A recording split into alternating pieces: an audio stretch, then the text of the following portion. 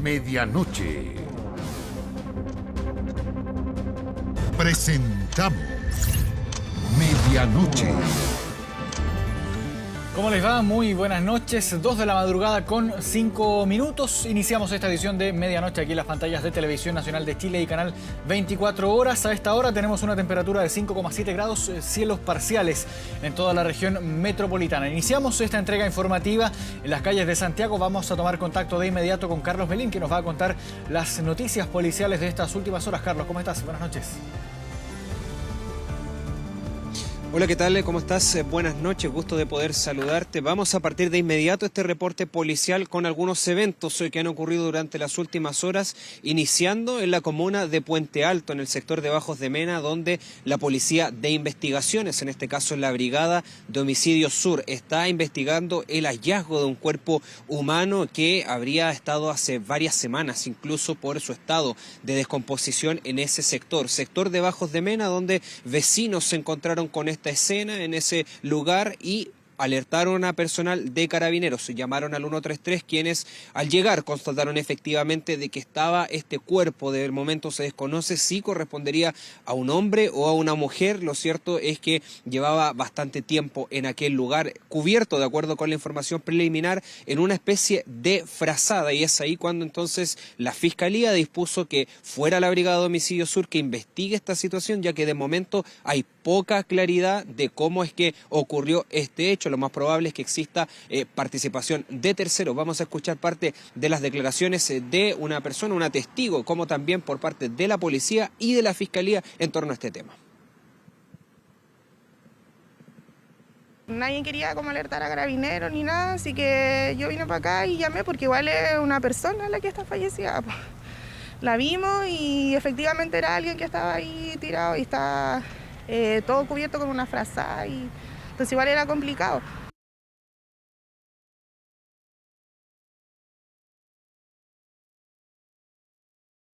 Claro, un cuerpo abandonado, entonces pericias que van a estar en manos de la Policía de Investigaciones. Se impartieron las diligencias y se encomendó el trabajo a la Brigada de Homicidios Sur en conjunto a peritos del LACRIM para poder establecer la dinámica del hecho y poder en primera instancia partir identificando a esta persona, si se tratara de un hombre o de una mujer, que es un antecedente que es materia de investigación en este momento. Un recurrente encuentra un cuerpo sin vida en el sector acá de la carretera Acceso Sur. Comunica al personal policial y personal se constituye. En este momento estamos a la espera de personal especializado que pueda realizar las pericias correspondientes. En horas de la tarde, al transitar por este sector, se dan cuenta de un bulto y se percatan que el bulto correspondería a un cadáver que está envuelto en ropas de camas, y dan de inmediato aviso a personal de Carabineros, quienes se constituyen en el lugar, verificando los antecedentes. Extraña situación entonces que ocurrió en la comuna de Puente Alto. Nos trasladamos ahora hasta la comuna de Santiago, donde una extraña situación terminó con la vida de un conductor de un bus del sistema Red. Todo esto ocurre cuando, de acuerdo con información preliminar, este chofer se habría bajado desde la micro. Estamos hablando de un paradero que está en la avenida Cardenal José María Caro, cuando desciende esta persona y aparentemente trató de solucionar algún desperfecto del vehículo. Se coloca en la parte delantera de esta micro y es ahí cuando algo salió mal, porque el bus se fue hacia adelante, no habría estado con el freno entonces, y es cuando atropella en contra de otra micro que estaba justo en la parte delantera a este conductor, un hombre adulto que en ese momento de alguna forma trató de ser auxiliado por las personas que estaban en esa zona, por los vecinos o los transeúntes desesperados, quienes llamaron a Carabineros. Carabineros llegó, este hombre fue trasladado de hecho hasta la ex posta central, pero finalmente por la gravedad de este impacto es que perdió la vida. Vamos a escuchar entonces parte de las declaraciones que entregó en este caso la CIA de Carabineros, quienes están a cargo de las diligencias en este caso. Alrededor de las 15:40 horas se produjo un accidente en el tránsito donde lamentablemente resultó fallecido una persona adulta de sexo masculino, que es el conductor de un bus del transporte público de la empresa STU del recorrido 409. Esto se produjo acá en el en la parada de buses número 5 de Avenida Cardenal José María Caro, próximo ya a lo que es Avenida Recoleta o Avenida La Paz como referencia. Claro, un lamentable evento que ocurrió ahí a la vista de las personas que esperaban entonces en los buses y de los transeúntes en esa zona de Santiago, ahí por este accidente que termina con la vida, Marco, de este conductor de un bus del transporte público. Carlos Melín, muchas gracias por este informe, quedamos en contacto. Buenas noches. Vamos a cambiar de tema. El gobierno reconoció como un error la falta de boletas de garantía en los convenios con las fundaciones, aunque sí aclaró que no son una exigencia legal en este tipo de contratos. Horas después, el Consejo de Defensa del Estado pidió retener todos los dineros que Democracia Viva mantenía en su cuenta corriente. En ninguno de ellos, ahora como en el pasado, se exigieron boletas de garantía. Eso, desde el punto de vista de la buena gestión de los fondos públicos, aunque no sea una exigencia normativa, el gobierno considera que es un error. Un error según el Ejecutivo que apunta a los cuestionados tratos que se han materializado con fundaciones. La polémica, la falta de boletas de garantía en los convenios de la Seremi de Vivienda de Antofagasta con Democracia Viva. Ningún documento se le exigió a la organización, lo que podría dificultar la devolución de los dineros. El gobierno exige 391 millones de pesos. ¿Es obligatorio según la jurisprudencia de la Contraloría? No. ¿Es una buena medida de administración de fondos públicos? Sí. ¿El gobierno considera que a estos convenios se les debe exigir boleta de garantía? Sí, como una manera de resguardar que los planes de trabajo que se ejecutan al amparo de estos convenios se ejecuten correctamente para evitar situaciones como de este estilo. El ministro Carlos Montes, en su exposición en la Comisión de Vivienda del Senado, ya había advertido el 4 de julio que no existían boletas de garantía, documentos que, de existir, el Estado podría cobrar si no se cumple algún contrato. Es inaceptable que se hayan celebrado convenios con fundaciones al nivel de lo que aquí se ha hecho y hoy día el Estado no cuente con garantías mínimas para exigirles que devuelvan la plata. Lo que está haciéndose por esa vía es poner en peligro los recursos de todos los chilenos. Pero aquí no hay ningún error. Esto estaba todo diseñado.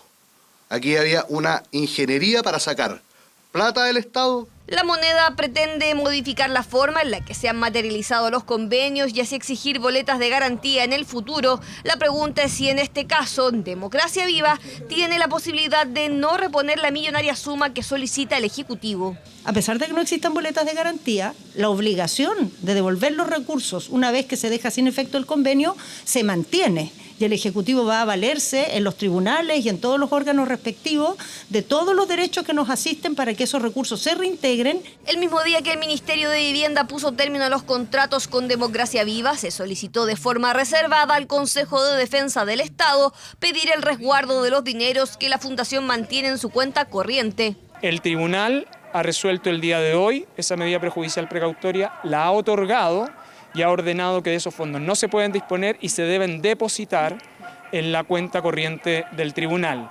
Es decir, nuevamente, el Ministerio de Vivienda actuó oportunamente. La medida precautoria que se solicita permite sostener la existencia de un riesgo evidente de que ésta no cumpla con la obligación de restituir la cuantiosa suma debida al Fisco de Chile.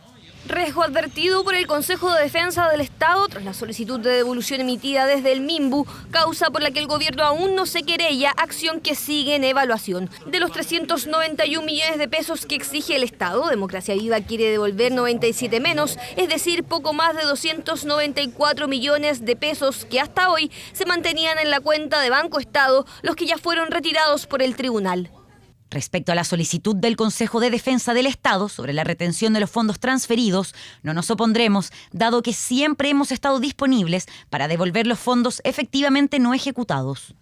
El cálculo de la Fundación no es compartido por el Ministerio. La cartera objetó parte de esas rendiciones porque existió una contratación excesiva de personal, se incumplió con los plazos de rendición de los gastos y porque solo se contrató a un 25% de personas de la región de Antofagasta cuando el contrato exigía el 50%. Controversias que deberán ser resueltas en la lista administrativa que mantiene la Seremía de Vivienda con Democracia Viva.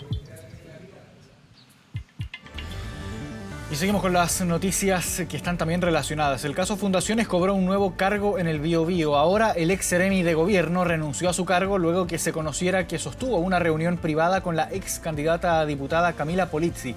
Ella está vinculada a una cuestionada fundación que realizó la compra de lencería con fondos públicos. La lista es larga y el desglose aún más llamativo. Solo en el mes de mayo, el gasto en restaurantes alcanzó cerca de 1.200.000 pesos. También hubo variadas compras de comida por delivery. Por si fuera poco, casi 700.000 pesos fueron destinados a lencería y ropa femenina, compras que se habrían realizado con dineros públicos. Parte de los 250 millones de pesos que se adjudicó la Fundación ENTI vía trato directo con el gobierno regional del Biobío, organización que se encuentra bajo la lupa de la Fiscalía y la Contraloría y que está vinculada a la ex candidata Camila Polizzi, la misma que se reunió en secreto la semana pasada con el seremi de gobierno del Biobío, encuentro que le habría costado el cargo a la ahora ex autoridad. Yo recibí un llamado de la subsecretaria Cardoch solicitándome que ya no siguiera en el cargo, sin expresar mayor razón. Seremi presentó su renuncia a la ministra durante la mañana del día de hoy. Esta renuncia fue aceptada por el ministerio. Una reunión privada en una oficina privada que se concretó en medio del escándalo por el denominado caso Convenios, una cita que se había mantenido en secreto y que se conoció este jueves. Ante la connotación que tenían los hechos públicos y la insistencia de ella de querer hablar, accedí a esa conversación en la que ella me comenta alguna situación y yo inmediatamente le digo que lo que corresponde, dado que estos hechos están siendo investigados por Fiscalía, yo le recomendaba que buscara un abogado. Un remesón en el gabinete regional del Biobío fue el mismo gobernador Rodrigo Díaz quien se refirió al posible tenor del encuentro. Tuve noticias de que se habría producido una reunión para intentar generar una coordinación que pudiera imputar a través de malas prácticas, responsabilidades respecto del gobierno regional. Me parece muy bien que el gobierno tome la decisión, si fuera, como le digo, así, de separar a esta persona de sus funciones. De acuerdo a los antecedentes, desde la cuenta corriente de la Fundación, entre enero y julio de este año se realizaron 22 giros de 400.000 pesos desde cajeros automáticos y 14 millones de pesos en giros en efectivo por caja. ¿Cómo se le entregó a una fundación simplemente constituida para defraudar a chilenos y a chilenas 250 millones de pesos que terminaron para comprar completos, para pagar cosméticos y para comprar calzones y sostenes? Vienen a ratificar estas acciones que existen vínculos directos de altas autoridades de gobierno con estas fundaciones truchas que le están robando al Estado la plata de todos los chilenos. Un nuevo episodio en el caso Convenios, en una investigación que está en curso y que políticamente habría cobrado el cargo de una autoridad en la región del Biobío. Pero participó haciendo un cupo. Y una histórica caída registró la pobreza en Chile. Retrocedió hasta 6,5%, la cifra más baja desde que existen registros. Sin embargo, la realidad es heterogénea en las regiones y preocupa la situación de los migrantes en el norte. Es la principal radiografía que tenemos en Chile sobre la pobreza. Por décadas, la encuesta CACEN ha sido el termómetro para diversas políticas públicas, ya que mide las carencias de la población en temas como salud o vivienda. Y según el último sondeo, el índice de pobreza bajó a un histórico 6,5% en Chile. Y que hemos alcanzado la medición más baja desde que se utiliza este instrumento, y ese es un logro compartido. Porque quiero decir que la encuesta CACEN alcanza a tomar parte de lo que fue el final del gobierno anterior y el año y medio que ha sido nuestro gobierno. Una medición que confirmó el retorno de nuestro país a una tendencia que venía desde el retorno a la democracia. La pobreza ha caído sistemáticamente durante las 3 últimas décadas y esta cifra deja atrás el duro impacto de la pandemia en los ingresos de las familias. Un 6,5% que equivale a 1.292.521 personas. La pobreza extrema, en tanto, también cayó hasta un 2%.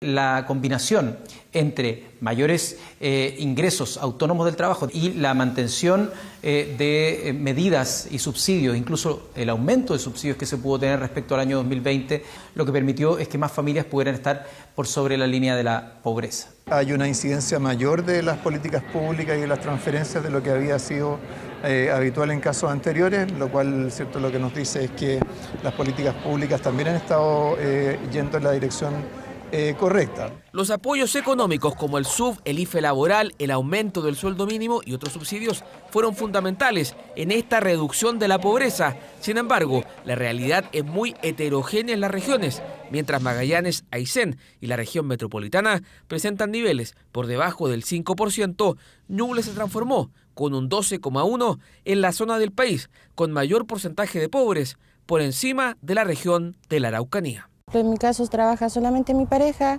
él trabaja sin contrato, es trabajador independiente y hay veces que sí hay trabajo y hay veces que no hay trabajo. Es muy dura la vida, yo creo que como cualquier lado. Las personas que trabajan por aquí trabajan en el campo, los hombres sobre todo. Y uno trabaja en la casa, porque anda preocupado de los nietos, de los hijos, no sé qué. ¿Entiendes? Es difícil. Es difícil.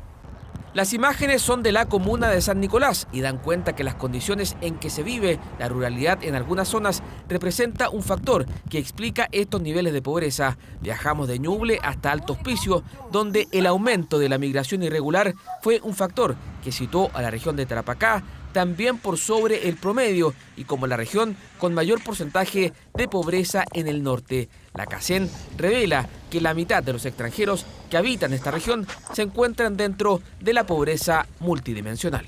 La verdad que yo vine por aquí por un buen futuro, pero me está yendo mal, por lo que en mi casa, o sea, tenemos lo único para tapar es plástico, nada más. El agua es lo que más nos hace falta aquí, la energía eléctrica a veces va y viene, a veces no tenemos, a veces se nos queman las cosas.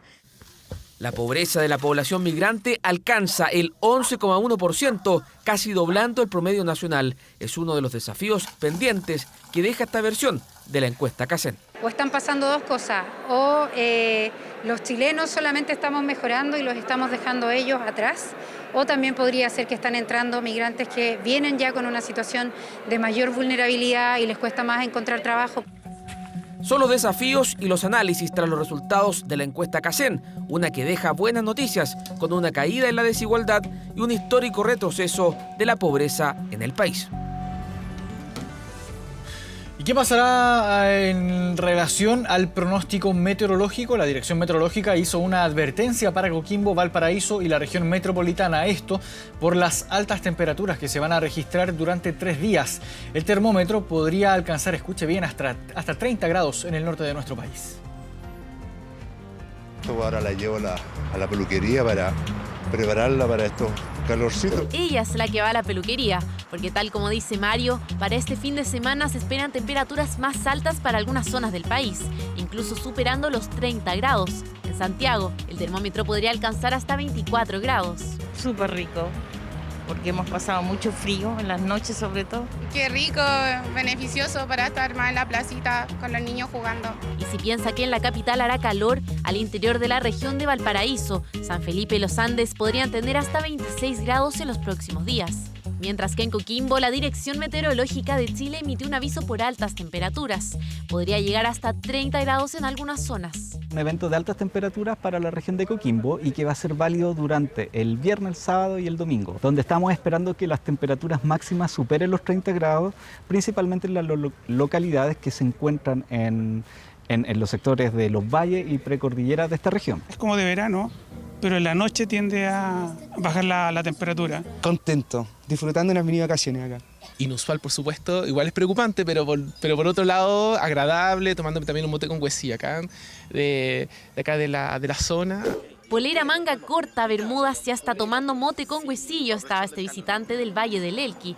Máximas que se dan a poco más de un mes de que iniciara el invierno, no solo en Chile, sino que se trata de un fenómeno que está afectando al resto de Sudamérica. El cambio climático sería uno de los factores, sumado al fenómeno del Niño, es decir, que la temperatura del Pacífico tropical, una zona del Océano Pacífico, estaría por encima de los valores típicos para la fecha. Y esa combinación va a hacer que los próximos meses, no solamente en Chile, sino en todo el mundo, se rompan todos los récords de temperatura. El principal problema es que temperaturas en invierno tan altas para la fecha derriten aceleradamente la nieve y los caudales de nuestros ríos en la primavera y en el verano son básicamente nieve derretida que se acumula durante el invierno. Aunque sí en la zona centro-norte las temperaturas aumentarán, el sur tendrá un panorama diferente. Este mismo fin de semana se pronostica un sistema frontal para la zona sur y austral del país, junto a un río atmosférico que provocará lluvias. En la zona central, por su parte, ya preparan panoramas para aprovechar los más de 20 grados que tendrán las temperaturas máximas. Salir con mis perritos a la plaza, pero ya se puede salir, uno no tiene que estar encerrada. Tengo un cumpleaños de una amiga. Pienso hacer un picnic con unas amigas mañana porque justamente va a estar más bonito, va a ser más calor, entonces hay que aprovechar las áreas verdes. Actividades al aire libre que algunos ya planifican, como el perro de Mario, que al parecer recibirá el calor y el fin de semana con un nuevo corte de pelo. Temperaturas primaverales aquí en la zona central, pero en el sur, ojo, porque también se esperan lluvias para este fin de semana. Vamos a la pausa, medianoche, 2 de la mañana con 26 minutos, ya volvemos.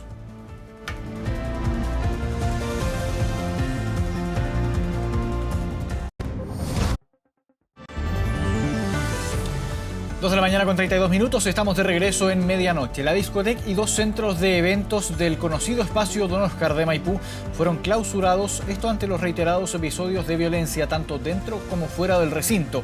El centro de entretención ha estado marcado por peleas, agresiones e incluso homicidios en sus más de 17 años de historia. ¡Ey, flaco! Un largo historial de riñas, disparos y hasta muertes ha acompañado al conocido espacio Don Oscar en Maipú. En los 17 años de existencia, sus centros de eventos hoy están obligados a cerrar sus puertas. Entonces esto dispone a ampliar la clausura de los establecimientos de expendio de bebidas alcohólicas ubicados en el centro de eventos espacio Don Oscar. ¿Eso contempla las canchas deportivas? No contempla las canchas. Hemos clausurado un espacio peligroso. Los distintos episodios de violencia, tanto dentro como fuera del recinto, fueron antecedentes suficientes para las autoridades. El alcalde y la delegada presidencial metropolitana clausuraron los espacios donde se realizaban eventos masivos. Ha habido un aumento de 18% de delitos de mayor connotación social solo en este año. Por lo tanto, aquí hablemos con la verdad. Hay un lugar que está siendo un foco de conflicto, un foco de inseguridad. Respecto de una resolución de clausura, el local que expende alcohol. Yo le pregunté a usted y usted me dijo solamente el local que expende alcohol, lo que se pretende clausurar. Eso a mí no me lo tiene que reclamar. El último hecho de violencia pasó a comienzos de este mes. Un padre que iba a buscar a su hija al centro de eventos recibió un disparo. Según la investigación, lo habrían intentado asaltar. Por lo mismo, estas últimas semanas hubo fiscalizaciones por los episodios delictuales. Y la clausura afecta solamente los locales que tienen el expendio de alcohol, no así las canchas, el espacio de entrenamiento funcional, las escuelas deportivas, eso no está clausurado. Y eso lo quiere dejar bien en claro Pedro Acevedo, el administrador del polémico local. En Espacio Don Oscar también hay canchas deportivas, escuelas de fútbol y otros deportes que operan de día. Es en la noche cuando sus centros de eventos abren sus puertas. Claramente han tenido conductas delictuales, personas en la afuera de nuestro espacio, las cuales nosotros hemos denunciado constantemente a la autoridad. Son esas conductas las que causaron la clausura de su discoteca y sus 2 centros de eventos. Episodios de violencia en el exterior, aunque también dentro, como el crimen del futbolista Leopoldo Sores en 2016 o el homicidio de un joven de 19 años en el estacionamiento en las fiestas patrias del año pasado. Pero, ¿qué falló? ¿La seguridad? No, acá no falló la seguridad. Acá la seguridad, nosotros hemos hecho una inversión cuantiosa en cuanto a medidas de seguridad. Una inversión que incluyó cámaras de lectores de patentes, detectores de metales y cámaras de vigilancia, pero que alcanzó a operar solo un par de semanas. En 2021, el municipio no renovó la patente de alcoholes del local, pero la justicia mandató a la municipalidad a devolverla. Y eso se cumplió este miércoles. Con patente de alcoholes renovada, ahora el alcalde cumplió lo que en el pasado había prometido. Se hicieron permanentes ejercicios de fiscalización por parte de los equipos municipales y también por parte de Carabineros para poder tener todos los antecedentes sobre la mesa que nos permitiera, como bien dijo la delegada, de forma responsable proceder a la clausura. Me parece bien, igual estaba súper malo acá, siempre peleaban a la salida, No había seguridad, incluso yo que soy joven no me gustaba ir. Por eso mismo nosotros tuvimos que poner rejas en todos los pasajes porque aquí era baño público. Por ahora, Espacio Don Oscar buscará revertir la clausura. Mientras tanto, las autoridades persistirán con la decisión que facultó a la Delegación Presidencial Metropolitana el cierre de los centros de eventos. Según las autoridades, 4 homicidios se cometieron desde 2016 a la fecha en el recinto e inmediaciones. Trabajadores, clientes y el dueño de una cafetería fueron agredidos con palos y piedras por un grupo de jóvenes que se descolgaron de una manifestación. Yesenia Yamet tiene los detalles. ¿Cómo estás, Yesenia? Buenas noches.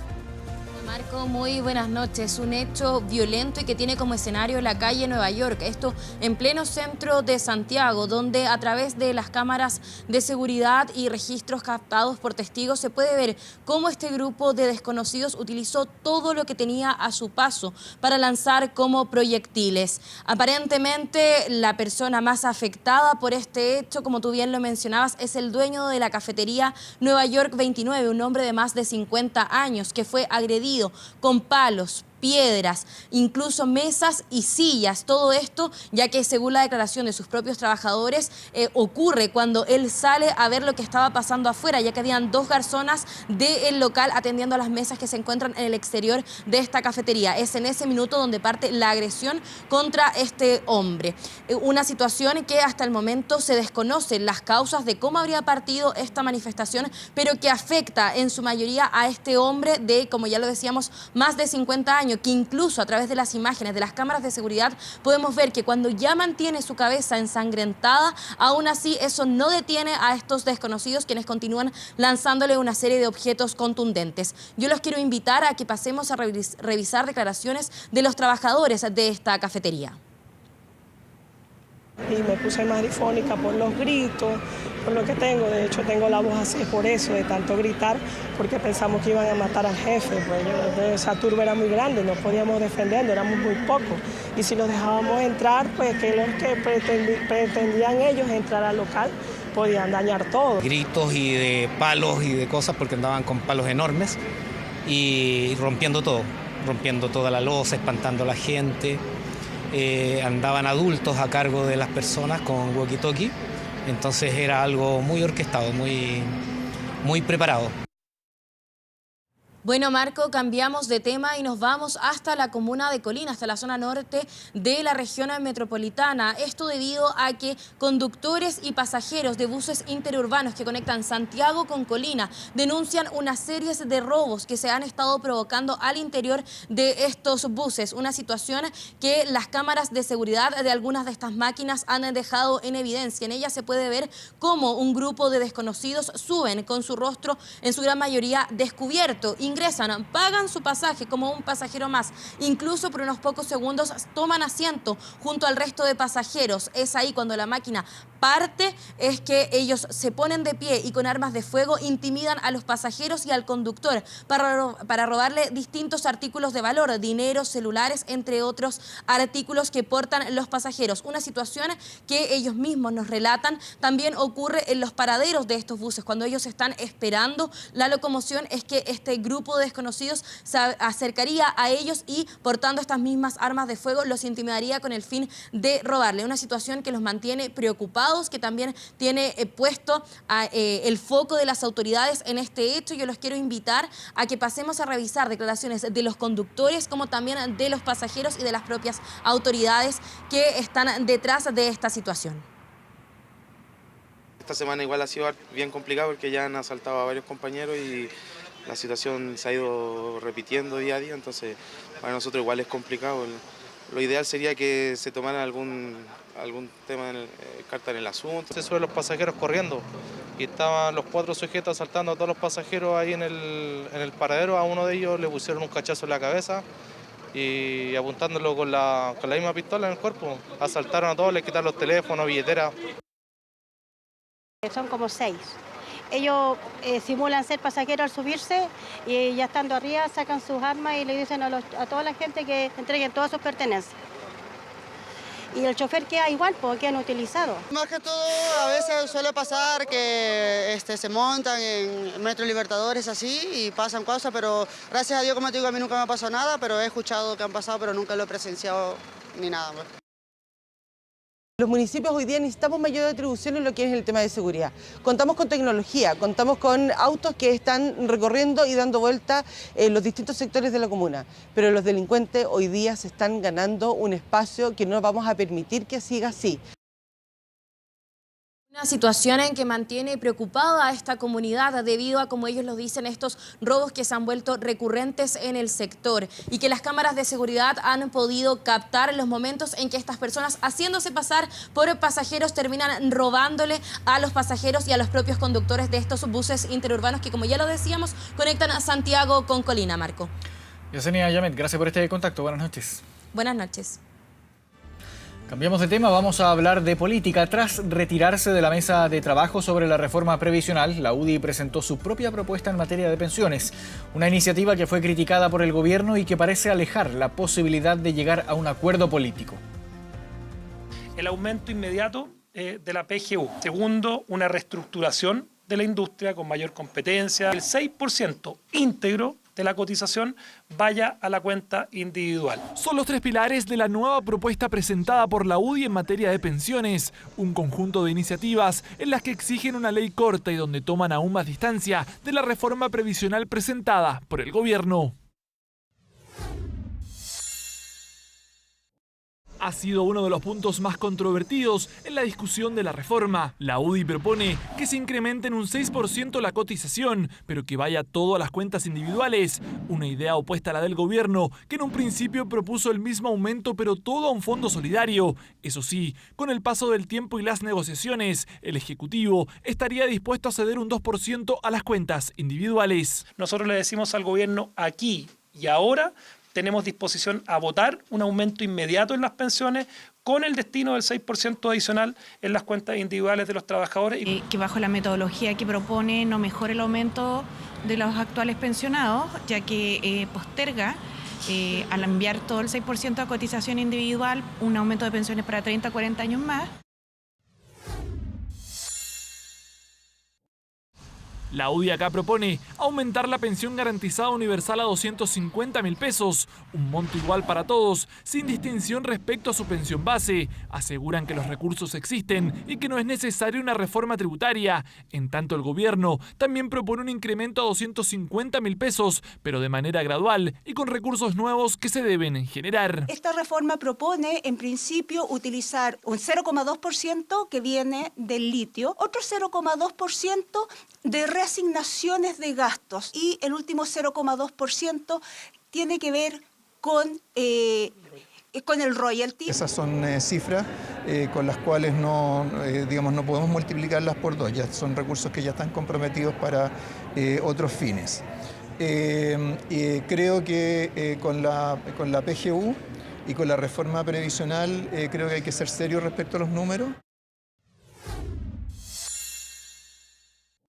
La UDI busca mantener el modelo de AFP, pero con algunas distinciones respecto al actual sistema. Proponen un cambio en cómo se cobran las comisiones, es decir, pasar de un cobro de comisiones por sueldo a comisiones por saldo.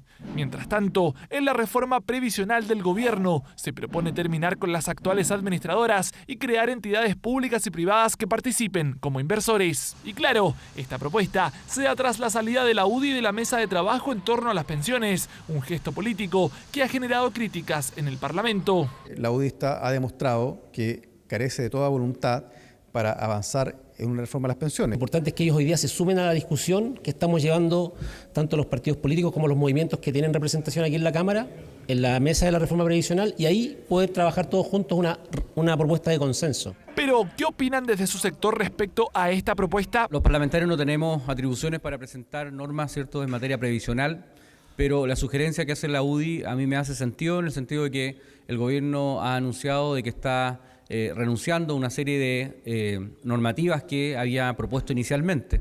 Una iniciativa de la UDI que sin duda seguirá dando que hablar y a la cual el presidente de la República tampoco estuvo ajeno. Desde el gobierno hemos manifestado nuestra disposición al diálogo, a modificar las herramientas, las propuestas originales que teníamos y esperamos que la contraparte haga lo propio. Una discusión en la que el gobierno quiere llegar a un acuerdo lo antes posible, mientras miles de chilenos lo único que esperan es mejorar de manera contundente sus pensiones. Asegurando que el actual gobierno llegó al poder a costa de promesas populistas, el expresidente Sebastián Piñera se enfrentó a la administración de Gabriel Boric por la polémica paralización del Colegio de Profesores. El propio mandatario respondió asegurando que le preocupa más la gente que el expresidente. Acercamiento para muchos inesperado entre el Ministerio de Educación y el Colegio de Profesores a menos de un día de la polémica paralización que recibió críticas de la propia cartera y ante la amenaza de una nueva movilización en las próximas 48 horas. Encuentro que sumó un llamativo componente, una columna del expresidente Sebastián Piñera publicada por el diario El Mercurio, en donde aseguró que el paro nacional del magisterio constituye un verdadero e inaceptable chantaje.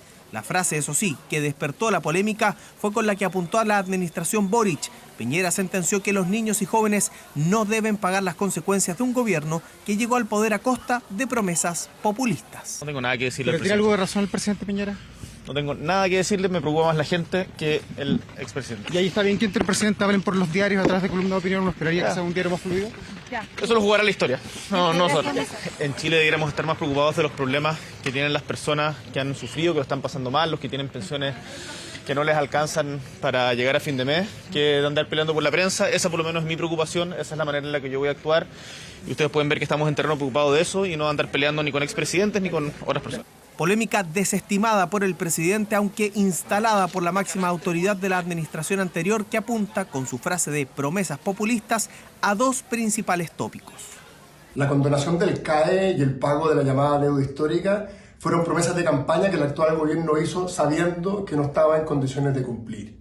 ¿Qué es eso sino populismo? Si fuéramos un gobierno populista, hubiéramos ahondado el déficit fiscal que heredamos. Si fuéramos un gobierno populista, hubiéramos aumentado los niveles de endeudamiento que heredamos. Somos un gobierno responsable. Respuesta de la Moneda que apuntó al gobierno anterior, discurso similar al que tuvo el magisterio. Buena parte de las demandas del profesorado se originan en la pésima gestión educativa del gobierno de Sebastián Piñera. La desfachatez del expresidente es realmente insólita. El Colegio de Profesores ha advertido que la movilización del miércoles podría repetirse los primeros días de agosto, esto a la espera de una propuesta comprometida por el ministro de Educación tras la reunión de esta jornada.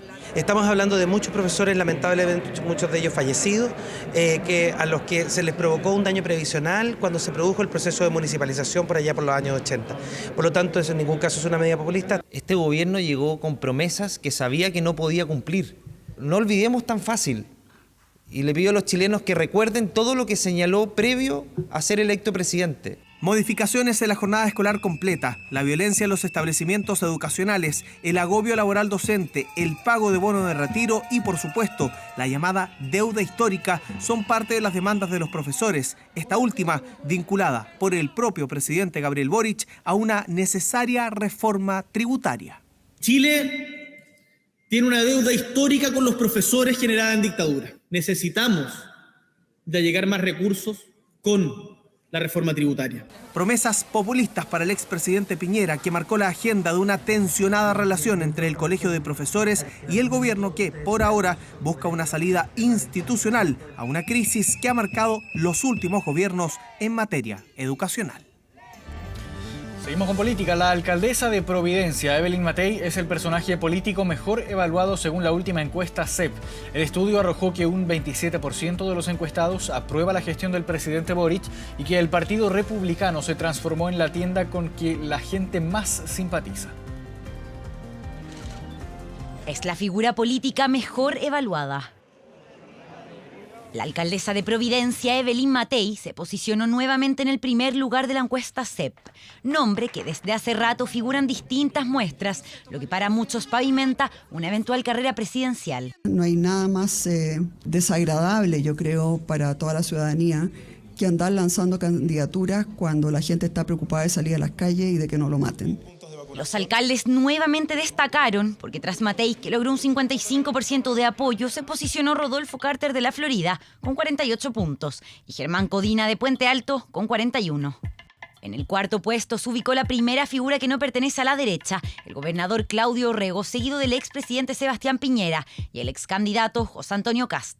Hoy día, quienes conectan de mejor manera con lo que son las demandas más importantes para los ciudadanos expresadas en el eje orden y seguridad, evidentemente logran captar un mayor nivel de reconocimiento por parte de los ciudadanos. Por eso es que las figuras más cercanas a la derecha hoy día capitalizan esa mejor sintonía. Recién en el séptimo lugar asomaron las figuras oficialistas, casi todas del gabinete. Carolina Toá, Mario Marcel y Janet Jara, con 34, 33 y 31 puntos, seguidos de Vlado Mirosevich, Álvaro Elizalde y Camila Vallejo.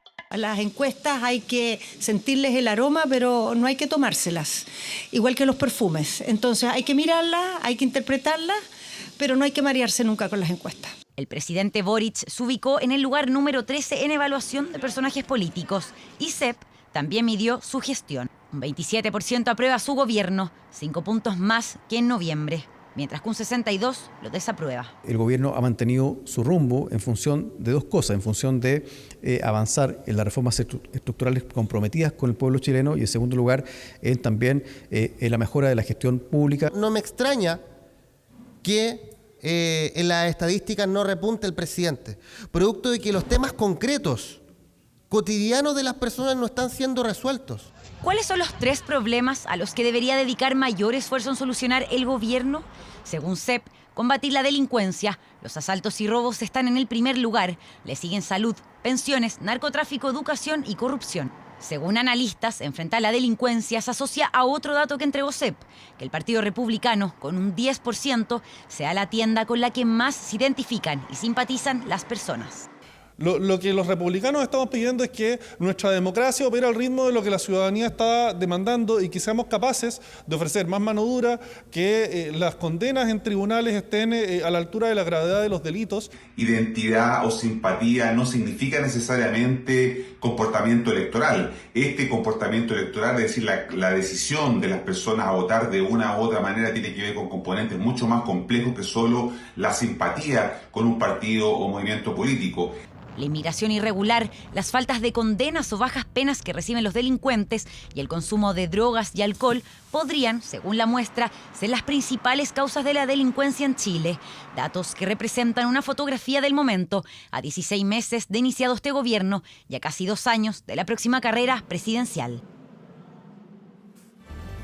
En libertad y con medidas cautelares quedó el llamado ideólogo del Frente Amplio Carlos Ruiz Encina, quien fue detenido por violencia intrafamiliar. Ruiz fue denunciado por golpear a su pareja en el departamento ubicado en la comuna de Ñuñoa. Según el relato de la mujer y el parte policial, el ideólogo del Frente Amplio llegó en estado de ebriedad y sin motivo alguno la agredió con golpes de puño en su rostro. Durante la tarde, en el 8º Juzgado de Garantía, se realizó la audiencia de formalización, donde se dictó la prohibición de acercarse a su conviviente, realizarse también una evaluación por drogas, alcohol y control de impulsos. Además, se decretó un plazo de 60 días para investigar. Desde el gobierno, la ministra de la Mujer y Equidad de Género, Antonia Orellana, condenó los hechos, señaló haberse contactado con la familia de la víctima poniéndose a su disposición. Ruiz, en tanto, se retiró del lugar sin emitir declaraciones.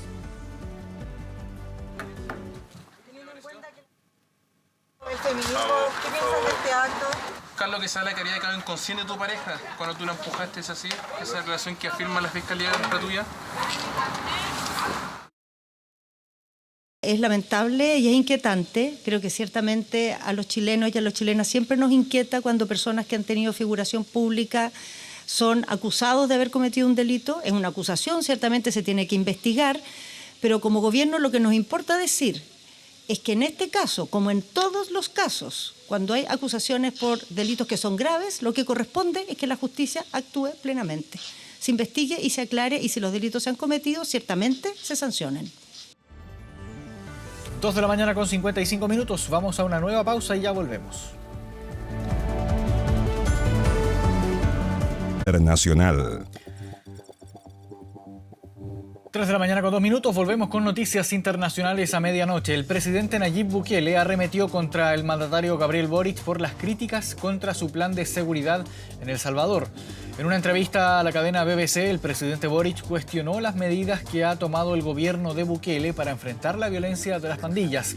Criticó que el plan es pan para hoy y hambre para mañana, al no enfocarse en los temas de fondo. A través de su cuenta de Twitter, Bukele aseguró que su administración puede enfocarse en dos temas a la vez, abordando la prevención y la represión de los delitos. En su tuit, el líder salvadoreño agregó que debe ser difícil liderar un país teniendo tan poco sentido común, es lo que dice el presidente de El Salvador. La lucha contra presuntos pandilleros en El Salvador ha traído críticas de organizaciones y gobiernos a nivel internacional quienes acusan violaciones a los derechos humanos. Este 27 de julio se cumplen 70 años desde el fin de la Guerra de las Coreas. Mientras Corea del Norte exhibió todo su arsenal bélico, su vecino del sur rindió emotivos homenajes. Dos caras de la tensión que se vive hace décadas en esta península asiática.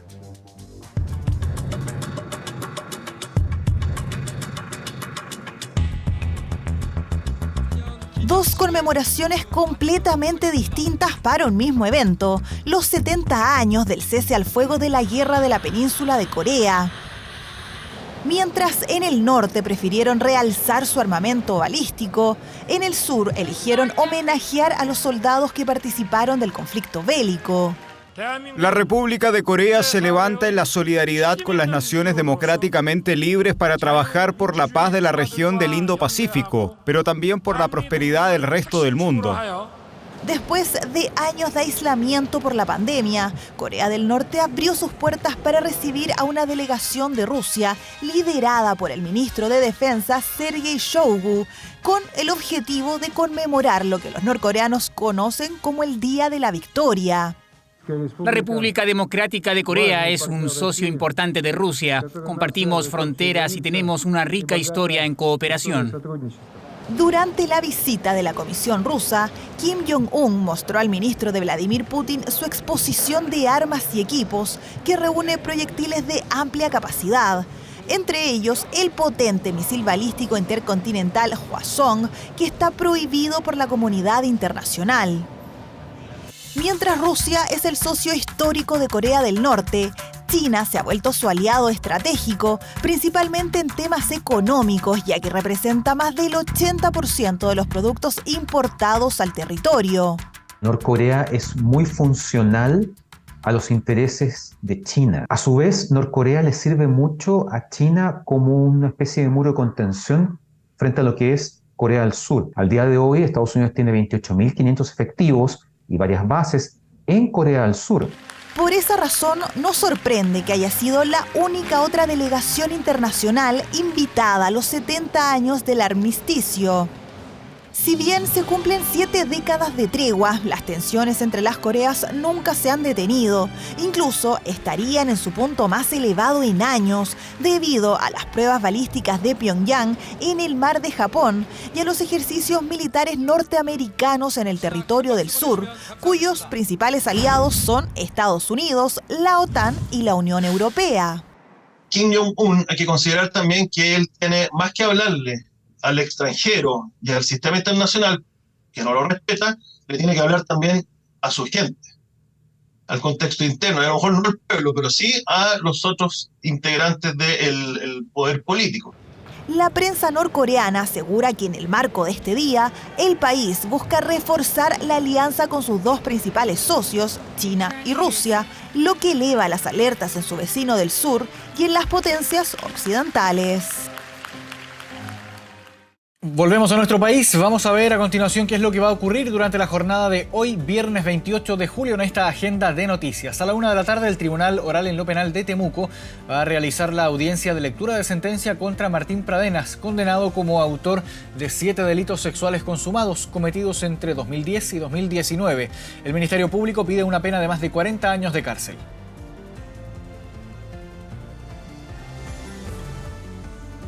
A las 6 de la tarde, el Banco Central va a publicar el comunicado sobre la reunión de política monetaria en la que se espera que baje la tasa de interés.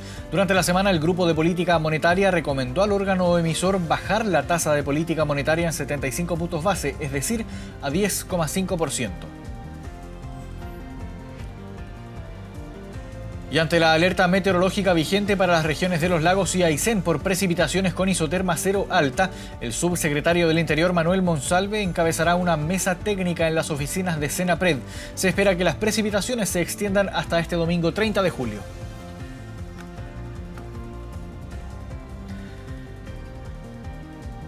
3 de la mañana con 7 minutos. Llegamos al final de esta edición de Medianoche. Agradecemos que se hayan informado junto a nosotros. Muy buenas noches.